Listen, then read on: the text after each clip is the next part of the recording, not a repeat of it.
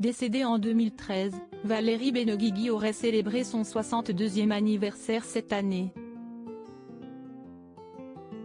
Bouleversé par la mort de son ex-femme, Eric Wapler avait partagé une image très émouvante de celle qui nous a quittés quelques mois seulement après avoir reçu le César de la meilleure actrice dans un second rôle. Le 8 juillet 2023, Valérie Benguigui aurait fêté son 62e anniversaire. Décédée le 2 septembre 2013 des suites d'un cancer du sein, l'actrice a laissé derrière elle un immense vide dans l'industrie du cinéma. Actrice talentueuse notamment révélée dans les films comme Taille est belle, mais aussi dans le film Le Prénom, elle avait reçu pour ce même film le César de la meilleure actrice dans un second rôle le 22 février 2013.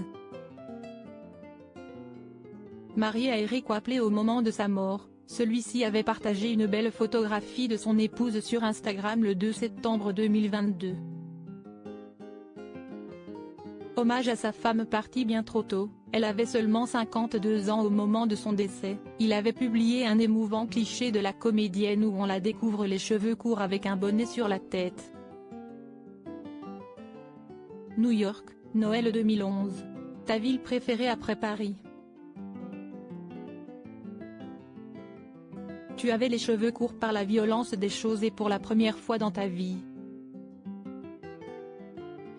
Ironiquement ça t'allait bien, ça te donnait un petit côté Annie Girardot que la force de ton jeu ne saurait démentir, débit, humour, humanité, fragilité, intensité, sincérité.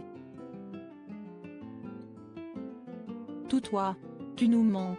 Avait-il écrit avec beaucoup d'amour en légende. Votre amour pour elle est si beau, j'avoue que je n'avais pas le souvenir de la date, mais cette semaine par le hasard j'ai revu Le Prénom en film et en théâtre. Un de mes films préférés avec une de mes actrices préférées. Merci pour cette belle photo. Je ne l'oublie pas, 9 ans déjà, quel vide elle laisse dans le monde du cinéma, elle nous manque, le beau regard de son papa, pouvait-on lire en légende. La réalisatrice Lisa Azuelo avait également marqué sa peine en commentant la photographie, peu de gens me manquent autant qu'elle. Voire pas. Love. Pour rappel, plusieurs films hommages à l'actrice sont depuis sortis au cinéma. Si est-il le cas de Fiston, sorti en 2014.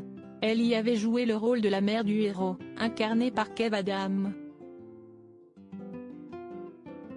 Marseille, sorti en 2016, lui est également dédié.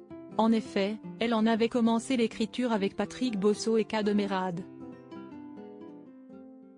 De même, Situation amoureuse, Si est-il compliqué réalisé par Manu Payet et Rodolphe Loga, Barbecue, sorti en 2014 et Une rencontre, sorti en 2014, lui sont dédiés.